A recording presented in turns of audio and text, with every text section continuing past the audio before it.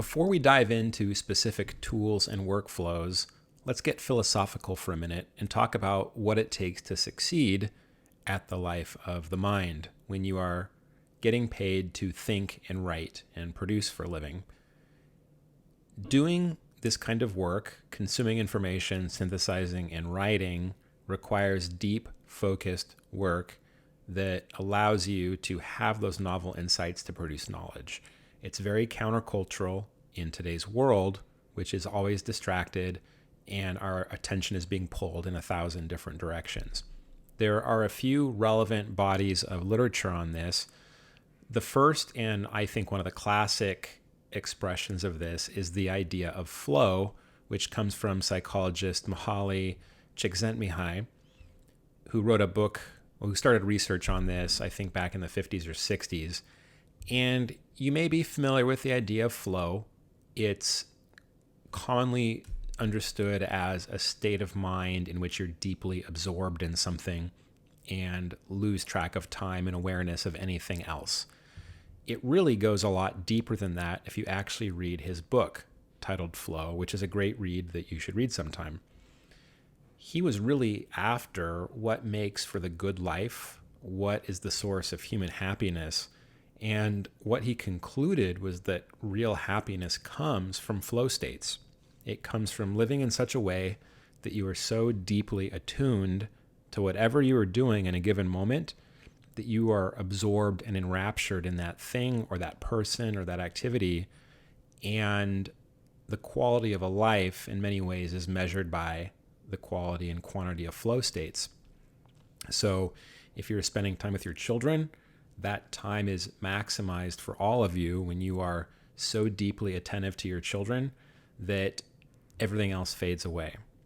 If you are snow skiing or rock climbing or running, your athletics are maximized when you are so absorbed in that sport that you lose sight and sense of anything else.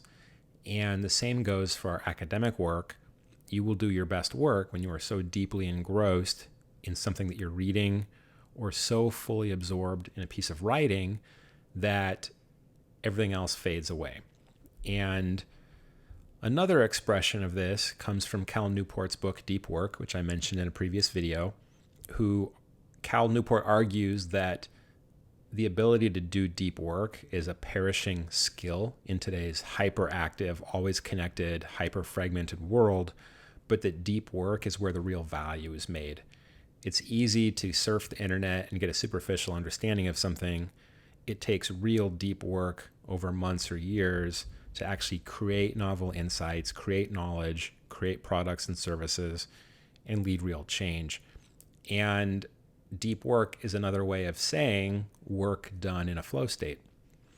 A third piece of work on this I'll mention is the classic Greek idea of eudaimonia, which roughly is translated to an idea of flourishing.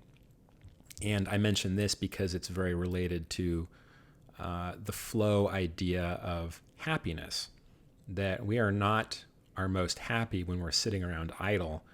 We are happiest when we're fully absorbed in something that challenges us to our limits.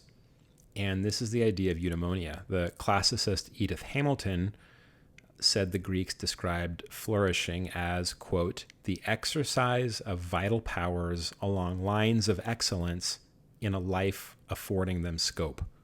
I'll read that one more time.